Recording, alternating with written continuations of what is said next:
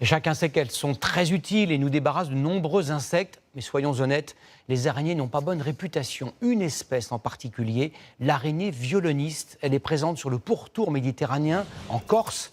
Récemment, plusieurs personnes ont été mordues et certaines en ont gardé des séquelles. Reportage dans l'Aude de Pierre Corieux et Alicia Baer. Allez, vas-y là. Corentin a bien cru perdre l'usage de son pied à cause d'une morsure d'araignée. Cet été, lorsqu'il rentre de la plage avec ses amis, il remarque d'abord une petite plaie rouge au niveau de sa cheville. Dès le lendemain, fièvre, mal de tête, je faisais que dormir, je n'arrivais pas à manger. Ça a duré 4 jours et en 4 jours, j'ai perdu 5 kilos.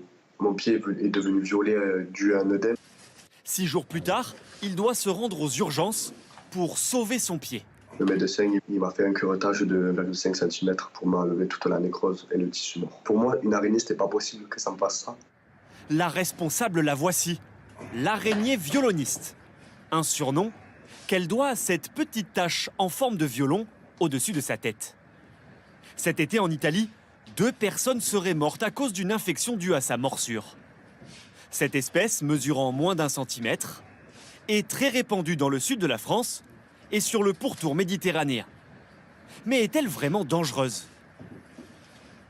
L'araignée violoniste méditerranéenne ne provoque pas en général la mort.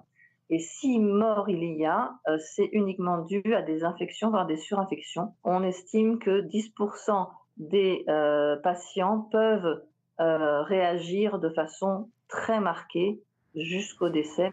Si vous pensez avoir été mordu, désinfectez la plaie. Surtout ne grattez pas et consultez au plus vite un médecin.